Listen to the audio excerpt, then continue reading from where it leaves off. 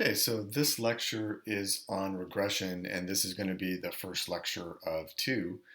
Um, oops, here we go.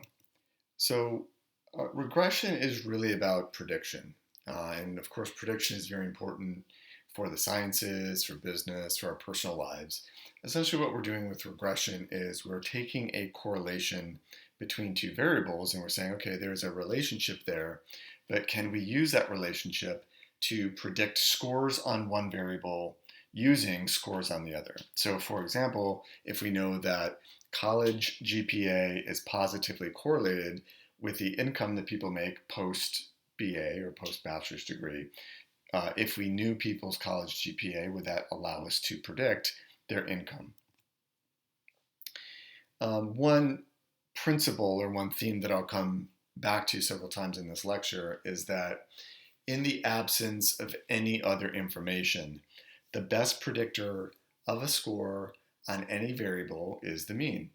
So if we don't know anything about somebody's college GPA or whether there's a relationship between college GPA and income, if you had to guess for a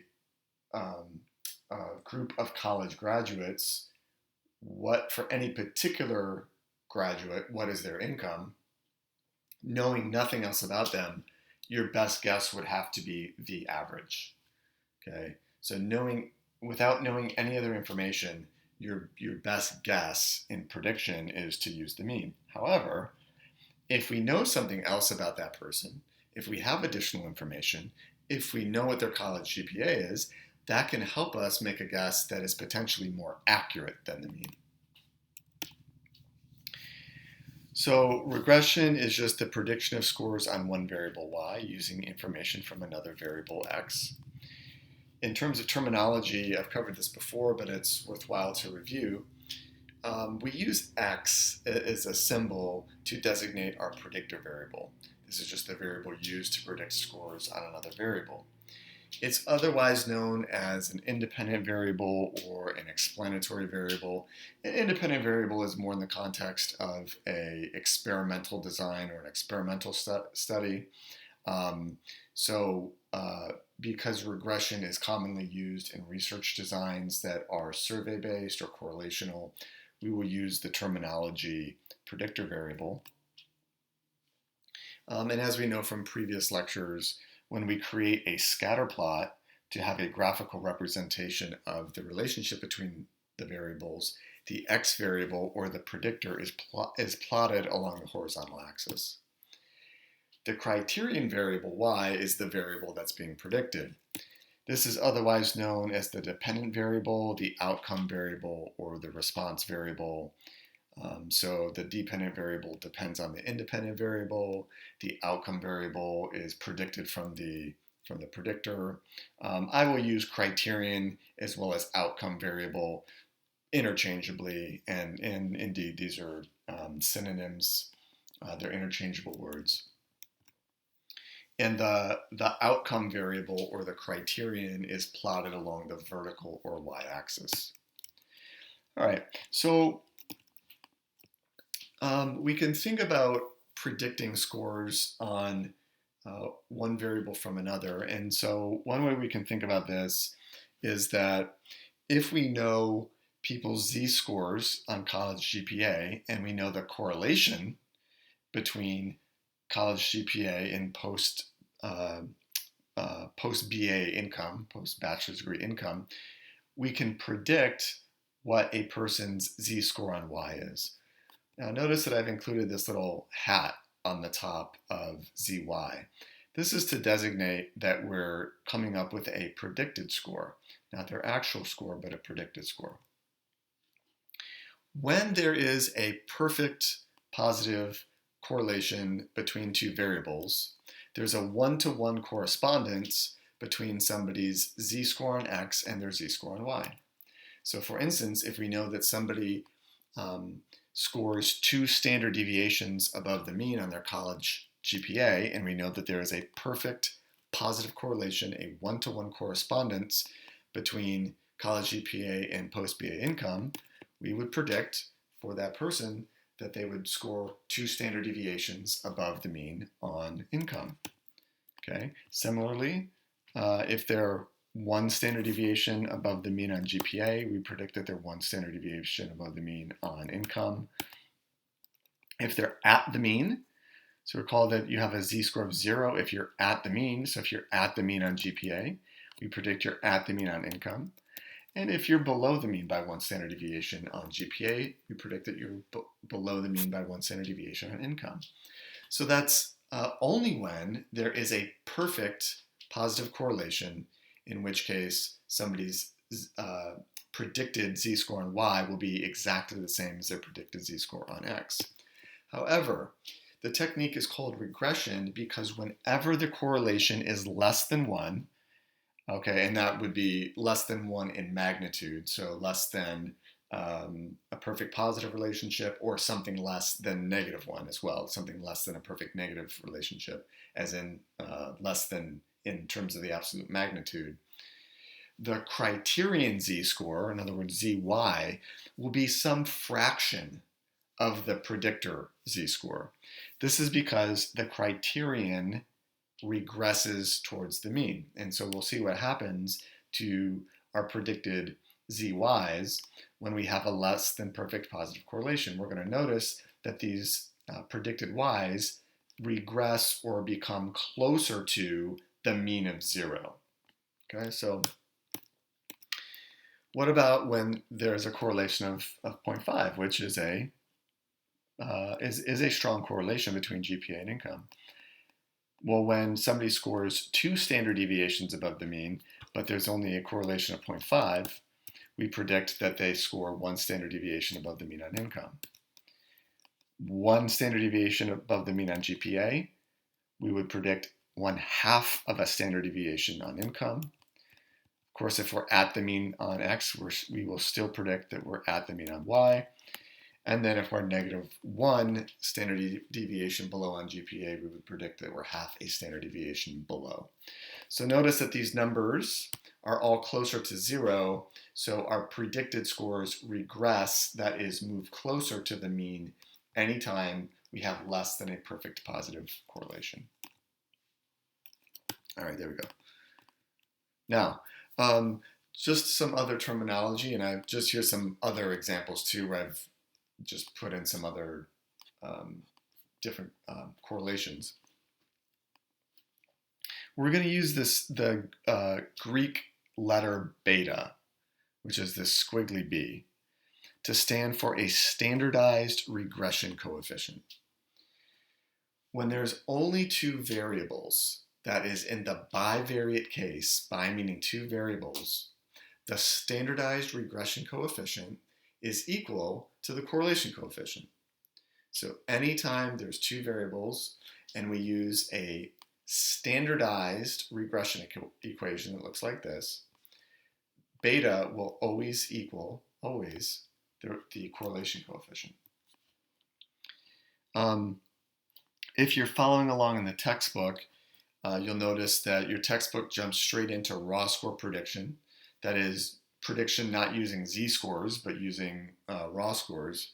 I think it's easier to learn about prediction using z-scores first, so that's why I'm taking this approach. So you will notice, if you've been reading the textbook, just a little bit of a different presentation of the material, but I think that this is the easier way to learn. So let's just come up with another kind of hypothetical prediction or regression example. Let's take the number, we want to ask whether the number of joint activities that a couple engages in are correlated with relationship satisfaction. So here the number of joint activities are the predictor and relationship satisfaction is the outcome or the criterion. And we want to ask, knowing things about the number of joint activities, can we predict a level of relationship satisfaction if we know that these 2 variables are correlated at 0.4? Oh good, there's my pictures. That makes the example so much easier to understand. All right, so it's really just a matter of plugging in a very simple equation, which is if we want to predict relationship satisfaction from number of joint activities, we're just going to take a z-score on x, on the predictor, and then multiply by the correlation. Okay, so this is our zx times r, or because r is always equal to beta, we're just going to multiply zx by beta to get our predicted zy.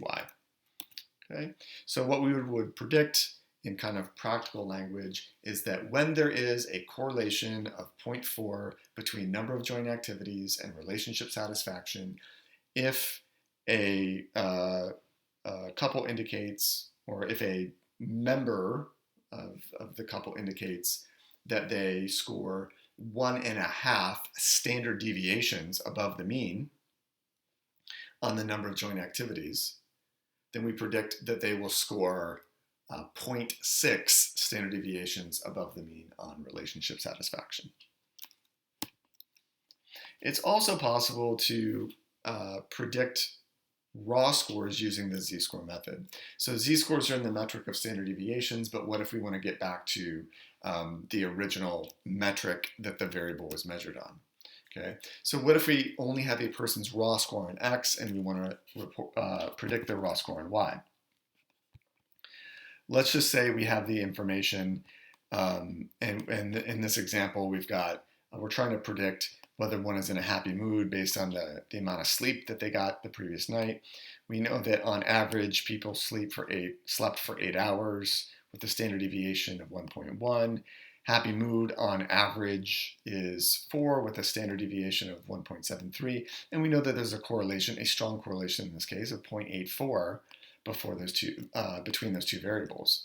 So if we know that somebody slept for 10 hours, would we be able to predict what their happy mood is, not in a z-score, but on the original metric and the original units that happy mood is measured on?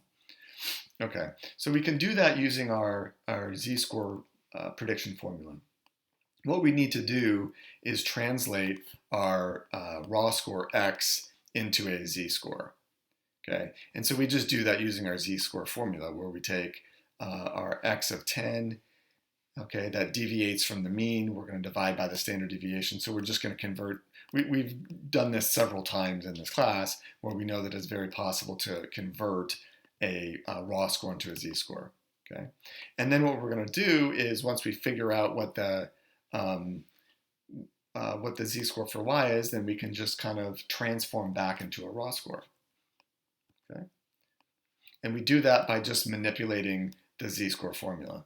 Okay, and so just by using our rules of algebra, we've got our z-score to raw score formula, and this is really a review of a concept that we learned earlier in the class, is that we know that we can go from raw scores to z-scores and then z-scores back to raw scores.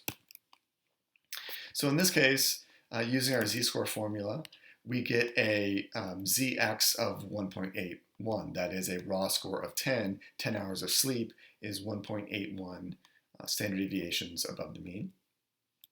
Okay, so when multiplied by the correlation coefficient, or I'll just say beta here, which is the standardized regression coefficient, but they're one and the same, that would lead us to predict that this person who slept 10 hours and is 1.81 standard deviations above the mood on sleep will be 1.53 standard deviations above the mean on mood. Well, what does that actually translate to in terms of a raw score? We're just going to plug this into our raw score conversion formula. So our z-score of 1.58, standard deviation of y 1.73, we'll add the mean of happy mood, and so that gives us a raw score of 6.65. Okay, so the idea here is that we can predict people's z-scores on y if we know their z-scores on x, but if we know their raw score on x, we can also predict their raw score on y.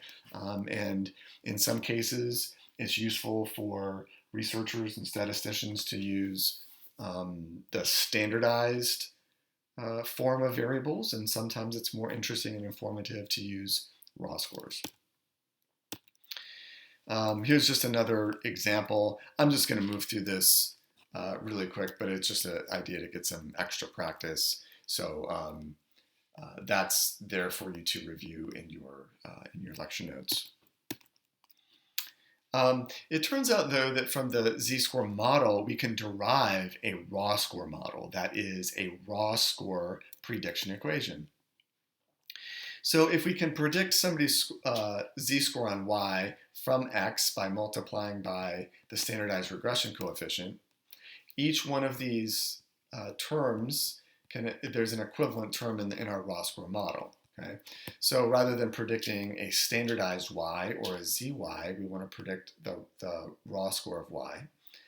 Our regression coefficient, instead of being a standardized regression coefficient, becomes an unstandardized regression coefficient. Zx is just our raw score x, and then the only additional term is this a term, which is a regression constant, also known as a y-intercept. All right. So by definition, this a term, this regression constant, is the predicted value of y when somebody's x score is 0. So in the previous example, we'd be asking, what would you predict somebody's mood to be if they slept 0 hours? Okay? And notice that that's a raw score. That's not a z-score. We're not saying that they're at the mean, but we're saying what is the raw score? 0 hours of sleep. Okay, so sometimes this a is called the y-intercept because this is also when we think about our x-axis, y-axis, our two-dimensional space, graphing those data points and thinking about our regression line being the line of best fit through the data. The y-intercept is the place where our line of best fit intersects the y-axis. Okay? So that's another reason. I prefer to think of it as a regression constant in terms of kind of what is a starting place, like what is a starting value for predicting y, and then when we start to increment x by a factor, how will that change y? So in other words, if we start with 0 sleep, what's our starting place on mood? And then for every additional hour of sleep, we're going to add, a factor there. Okay, so A is kind of our starting place. B is that unstandardized regression coefficient. So really, I'm just saying that there's a relationship between beta and B. There's a relationship between the standardized regression coefficient and the unstandardized regression coefficient, and I will show you what that relationship is in just a bit. But we can think of this B as the slope of the regression line. So in thinking about a scatter plot of data, a line of best fit through those points, that regression line has a slope. It either slopes up from left to right, as in the case of a positive correlation, or it slopes down from left to right, as in the case of a negative correlation. And so we can express the steepness or the slope of that line using this B term. Okay? It captures the rise of the line over the run. We can also interpret this unstandardized regression coefficient as saying for every 1 unit increase in x, this is our predicted increase in y. So in the context of the previous example, we would say for every additional 1 unit increase in sleep, this is the amount that I expect mood to increase.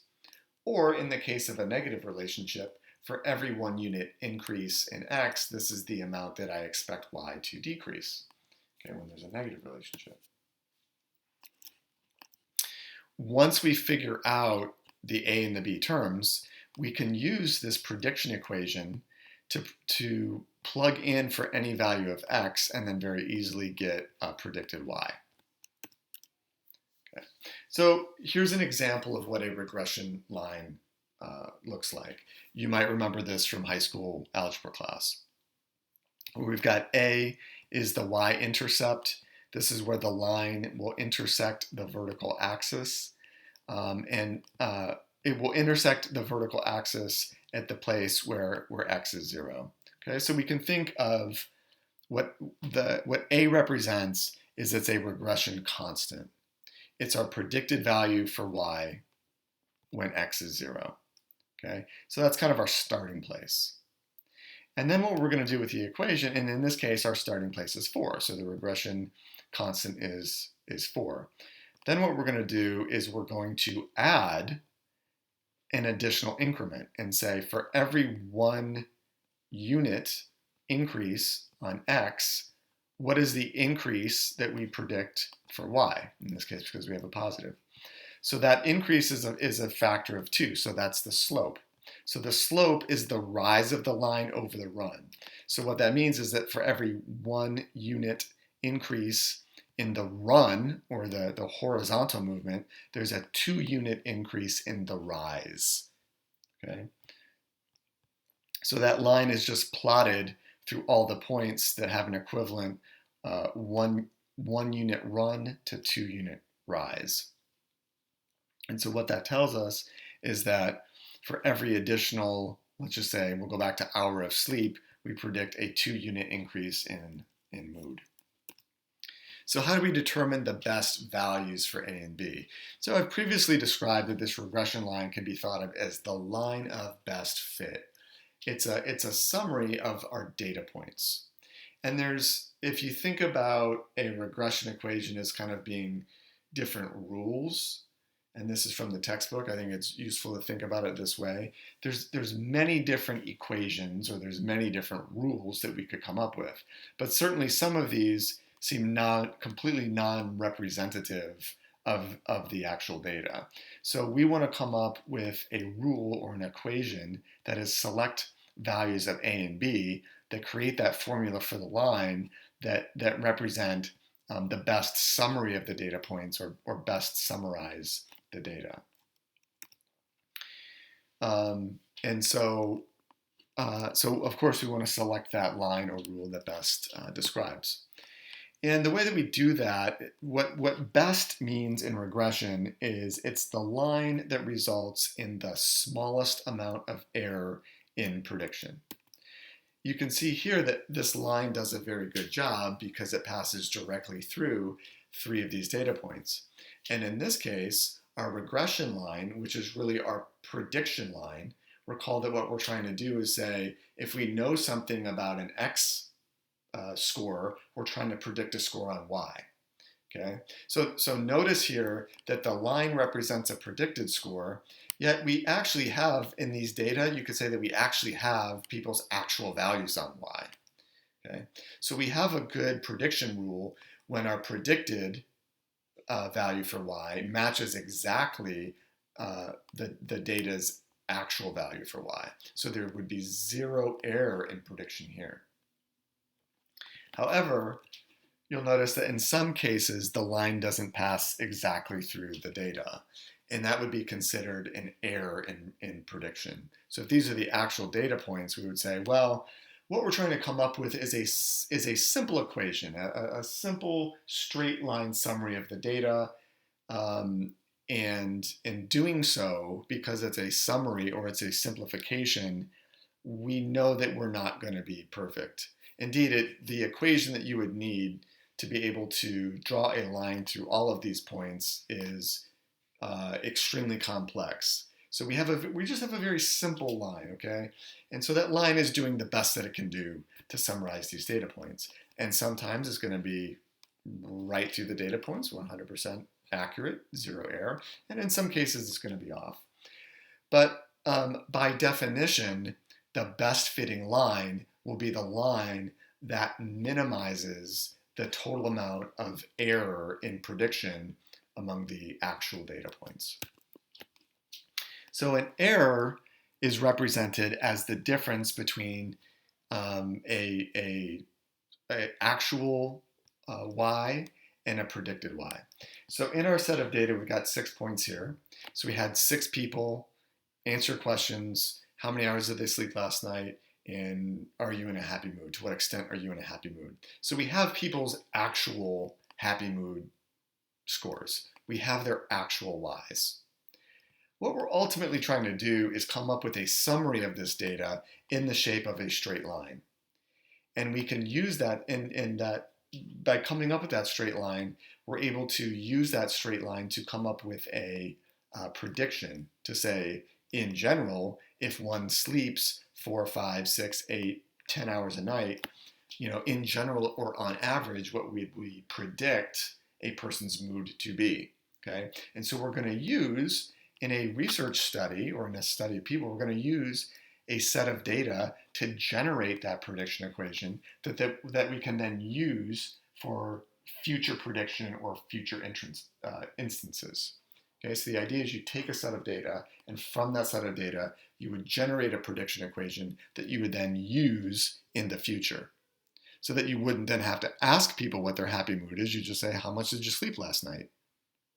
And knowing just that would allow you to then predict their happy mood. So if a statistics professor did this study in a class of his or her students, and then they could use that in future semesters. So when a student drags in and looks very tired, they could say, hey, how many hours did you sleep last night? That would give them a ballpark guess of what kind of a mood that student would be in based on their previous research. And indeed, this form of regression is used all the time. This is the reason why standardized test scores are often used in college admissions, is that studies are done to see to what extent test scores correlate or predict success in college. Okay, so those are done using studies, and then from those studies, prediction rules are created.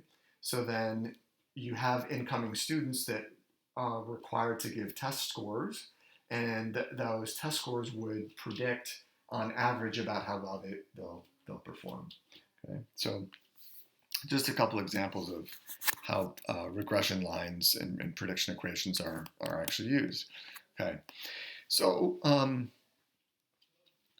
going back to calculating error is in this example, and in all examples, we're calculating error as the difference between the actual y values and the predicted y values. That is the difference between the dot and the line. In this example, we can see that the person's actual mood score was 7, but the prediction line would say, yeah, but we predict that mood should be 5. So we've got an error of 2 points. Here we've got an error of 1, okay, because the actual point is 1 unit below the line, and here we've also got an error of 1 for this dot, because this dot is 1 below the line. So you notice that some errors are positive and some are negative. It is another property of the best fitting regression line that the errors in prediction will sum to 0. This is a similar principle to the mean. Recall that a mean of a set of data is the point in the data in which the deviations from the mean cancel to 0. So the mean is a balancing point. So you take your scores that are above the mean, your scores that are below the mean, you have some positive deviations, some negative deviations. Those deviations sum to 0 as a property of the mean, and the regression line is the same. You can think of this as kind of an average in and of itself. We're averaging these regression errors, so those regression errors are going to sum to 0.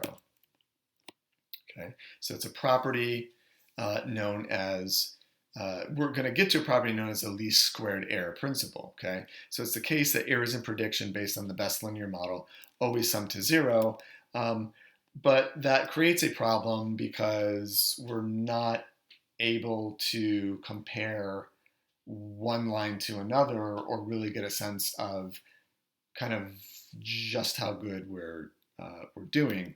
So the solution, similar to calculating variance, is to use the sum of the squared errors in prediction. Okay, so rather than, as in, if we want to say, let's go back to something that we understand, which is variance or variability around the mean. Okay, if we want to say, hey, these scores seem to spread out around a mean, but we know if we add the deviations, those deviations sum to 0, and that's not very useful then to be able to figure a variance or a standard deviation. So by squaring the deviations, getting a variance, and then taking the square root, we can get a standard deviation. similar principle here, is we can get an extent of, if you will, the variance around this regression line. We can get a sense of just how much error there is around a line. And we have to do that by squaring these deviations, because if we don't, they always sum to 0. And then it's like, well, no matter how much error we have in our prediction, it looks like we always have 0. No, we don't. We have to square those deviations. Okay, so that's the least squared error principle, is that the best fitting regression equation will result in the least squared error. The best fitting regression equation will result in the least squared error. Okay, and similar to sum of squares that we've learned before, where we're looking at the sum of the squared deviations from a mean, here we're looking at the sum of the squared deviations, or the sum of the squared errors. Okay, there we go. The best prediction rule is one that results in the smallest sum of squared errors. So how do we determine the best values for A and B? What we want to do is we want to find the values for A and B that will minimize the sum of the squared errors. So show me the A and show me the B, where I generate the line that is going to result in the smallest squared errors when I take y minus y hat. Okay, it turns out that these values are determined using calculus. So good for us, people that were good at math figured out the formulas for determining what A and B should be. Given that this is an application class, we're not going to go into detail about how those formulas are derived. We're merely going to use the formulas. Okay? So it can be established, this is more of a take my word for it, it can be established using calculus that the value for B that minimizes the squared errors in prediction is determined by taking the correlation coefficient and then multiplying that by the standard deviation of y over the standard deviation of x. This formula, I think, is actually quite intuitive, because it's saying that the slope of that best fitting line is the correlation coefficient, which has been adjusted for the standard deviation of y, which takes into account the rise, and then the standard deviation of x, which takes into account the run, right? So if the slope is nothing more than the rise over the run, we need to say, well, what's the average rise and what's the average run? So we're just taking the strength of the correlation, the strength of the association, and I kind of think of this as unstandardizing it. We have to put the unstandardized coefficient kind of in the metrics of the original variables. And so by taking the standard deviation of y and the standard deviation of x, that in a way unstandardizes the correlation. So if we're talking about something that is in really small units like GPA, there's going to be a small standard deviation. GPA can only range from 0 to 4. So we expect on average a pretty small numbers, so a small standard deviation. What about income? Income are big numbers. Okay, so if an average income is something like $60,000 or $70,000 or whatever it is, okay, that standard deviation are going to be very big numbers. So we're getting that ratio of the big numbers to the small numbers is kind of like what a rise over one would be, and then we're going to multiply that by the correlation coefficient. That gives us the unstandardized regression coefficient. The regression constant is perhaps less intuitive as to why this is the formula, but we can just think about the mean of y would be the starting place, and then we're going to adjust that mean of y based on the mean of x plus the regression coefficient. Okay, so formulas for both A and B. The important thing to know about the formula for A is that you can't determine what the regression constant is unless you've already figured out what the regression coefficient is. So you must establish what the slope of the line is before you can figure out what the regression constant is. And again, I suggest that this is the more intuitive, conceptual way to understand how to calculate a slope. I would strongly encourage you to use this, not what is in the textbook. This is obviously why I present it here. So please do that. All right. So let's use these formulas to go back to our previous example, and rather than go through the somewhat cumbersome z-score formula where we're going to translate the x-score into a zx, and then we're going to predict zy from zx, and then we're going to transform the zy back into a raw score y. Let's just use these equations, okay? By doing raw score instead of using the z-score method, let's do it by calculating a and b. Okay, so we can predict, if what we want to do is to predict mood, knowing that somebody slept 10 hours, here's our raw score prediction equation. And we know that we're just going to plug 10 hours in, so we need to get the A and the B. We get the A and the B just using those formulas that I just showed you. So we calculate B by taking the correlation coefficient, which we have to know. That's a starting place. You have to know that information. And then you also have to know the standard deviation of y and the standard deviation of x. So it's fairly straightforward to determine the unstandardized regression coefficient B by just taking the correlation coefficient multiplied by the ratio of standard deviation of x over standard deviation of y. So in this problem, we get an unstandardized coefficient of 1.32 by taking that correlation and multiplying by standard deviation of y over standard deviation of x. Okay? This is directly interpretable. This is directly interpretable as representing, for every additional hour of sleep, we predict somebody's reported mood to increase by 1.32 units. Okay, so for every additional hour of sleep, we predict people's reported mood to increase by 1.32 units, whatever that unit is. Once we know that, we can just take that slope of 1.32 and then just substitute in this equation. Okay, so we start with the mean of y, which is 4. We're going to subtract 1.32, which is our slope, multiplied by the mean of x. Doing so gives a regression constant of negative 6.57. Okay, this too is directly interpretable. We would say that if somebody reports that they slept 0 hours, their predicted happy mood would be negative 6.57. So it's like way off the charts, negative. So there we go.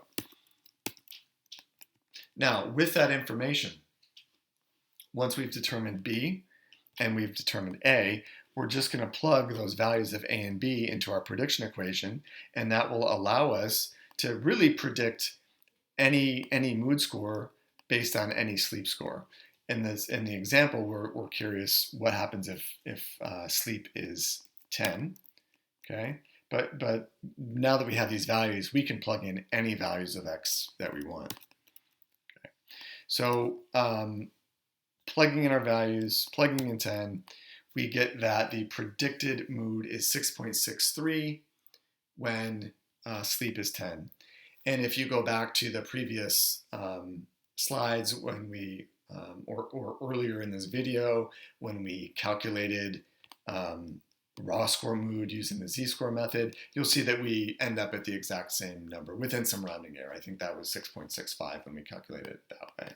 Okay, so it's an equivalent approach, but this is the preferred approach, really. It's much less cumbersome than the z-score method. Okay, so again, let's link raw score regression to regression with z-scores. It's really, you can think of two sides of the same coin. It's the same information. But notice what happens when x and y are in z-score form, that is, they're standardized. It helps to be reminded that for any distribution of z-scores, the mean of a set of z-scores is always 0 and the standard deviation is 1. And those are properties that we learned about earlier in the class. Okay, so what happens when we've got a standard deviation of 1 for zy and zx? Well, this is why we can see that the slope of the regression line when we have z-scores in standardized form is always going to be equal to the correlation coefficient, because the metric is, you can say, is exactly equivalent. We're talking about z-score units. So one standard deviation and one standard deviation are the same. They've been they're standardized. They're equal. Okay. And again, rather than this little b, we use the Greek beta when we have our z-scores in standardized form. Okay, so beta is always going to equal r because it's the same formula, it's the same relationship, but standard deviation of x and y are always 1. What about a? Well, let's recall that the mean of a set of z-scores is always 0. Okay, so if that's the case, mean of y is 0, mean of x is 0. Whatever the slope is, so whatever the correlation is, when multiplied by the mean of x, which is 0, you're going to get a 0. So a will always be 0. So that is, in a set of z-scores, when you have a zx of 0, you're predicted to have a zy of 0. And if you think about that a little bit more deeply, what that conveys is that in a set of data, when somebody is at the mean on x, it's predicted that they will score at the mean on y. So that's what our standardized prediction formula looks like. You can see that there's a direct correspondence, there's a direct link to the raw score, but the reason that we don't have the a term is because a will always be 0, and the slope will always be the correlation coefficient, okay, which we designate as not little b, but as the Greek letter beta. So how do we evaluate the quality of our regression model? So for this example, we want to know how much better are we at prediction, that is, predicting future income, by knowing somebody's score on another variable like GPA. So in order to evaluate a regression model, you need a point of comparison. And if we lack any information about somebody, our best guess is simply the average or the mean. Okay, so in a group of people, in a group of college graduates, if we said, hey, can you guess that person's income? I'd say, well, I just tell me what the average income is. Without any other information about that person, I'll just guess the average. That'll be my best guess. So what we want to say is, yes, but if I also tell you that person's GPA, if GPA is a good model, it's a good predictor of income, we should be more accurate than simply guessing the average for everybody. That will help us be more accurate than using the mean. Okay, so we're going to compare how much error in prediction we have by using our regression model. Okay, recall that when there's not a perfect correlation, when we draw that line of best fit, we're going to be off in some cases. Our line isn't going to exactly fit everybody's data point. So we will have some error in terms of people's actual score versus what our model predicts, which we will calculate as the sum of squared errors. But we're going to compare to say, but how much error would we have if we used the mean? Okay, so what if our rather than using our predicted score from our regression model, what if we just use the mean of y for everybody? So there's the error of our model versus the total amount of error that we could have if we use the mean. Okay, now in looking at this should look fairly familiar. What we're looking at is our actual scores minus the mean and squaring that. Okay, that's nothing more than the sum of squared deviations from the mean, and that's the numerator of our variance. So essentially, this is a variance component. Okay, so the variance in y, the total amount of variance in y, kind of sets the total amount of error that we could have. So if we do no better than the mean, if our regression model does no better than the mean, our error is just basically the variance in y. So here's a way to kind of graphically show this. Here's the data points, and so we've got GPA, and then we've got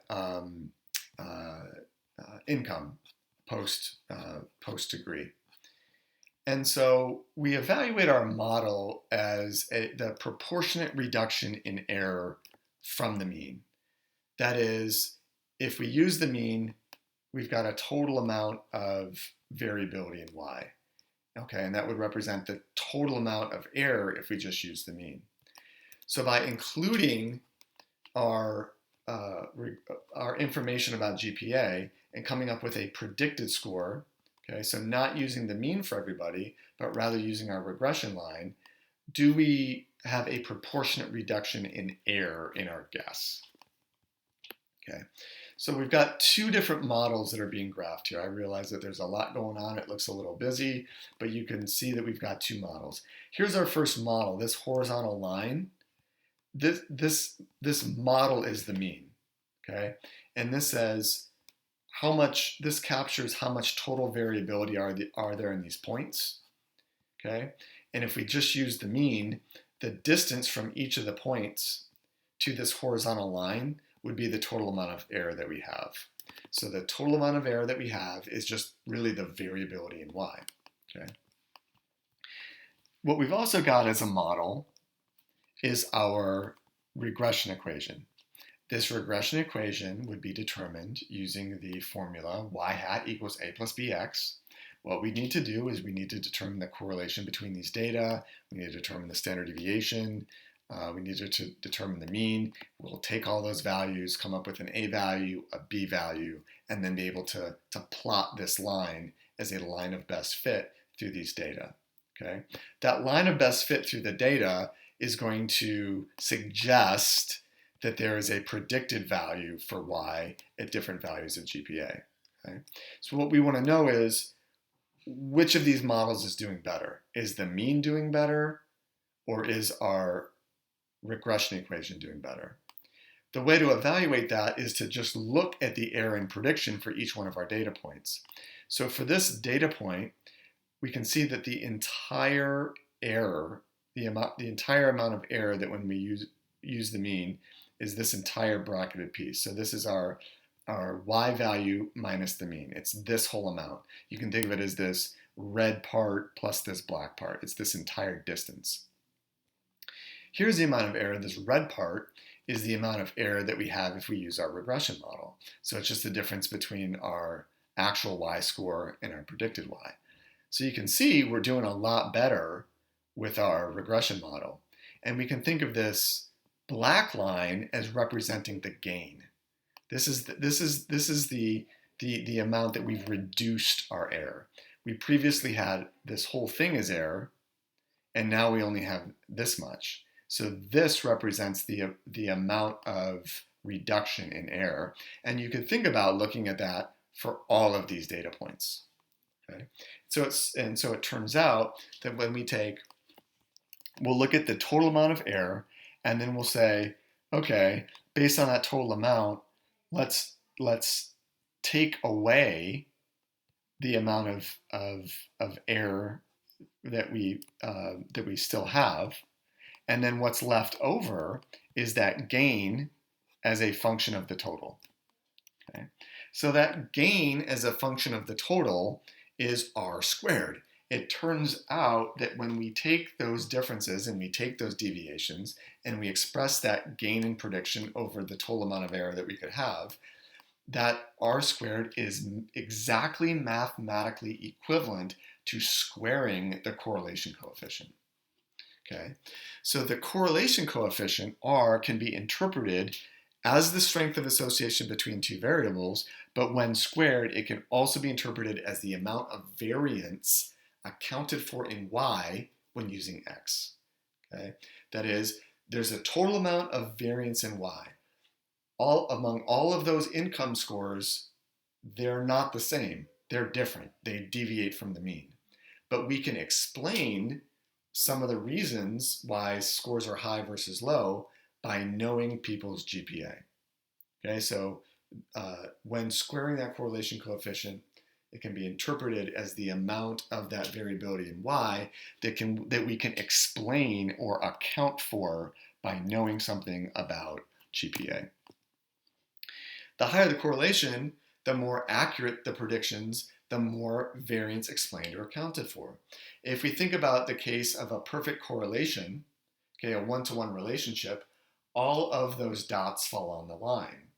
Okay, so even though there's a total amount of variability, as in not everybody has the same income, if GPA was correlated with income at 1 exactly, despite the fact that we got some people making $100,000 and some people making $20,000, okay, so we know that there's variability in Y, we would be able to explain or account for all of that variability because there would be zero error in prediction.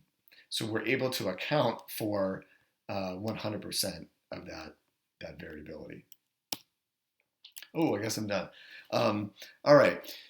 So hopefully after hearing this lecture, you have a better appreciation for how and why regression is used, that you've got a sense of the fundamental kind of equations in terms of coming up with a raw score prediction model, and can appreciate how we're able to evaluate different regression models as having a gain in prediction over and above using the mean.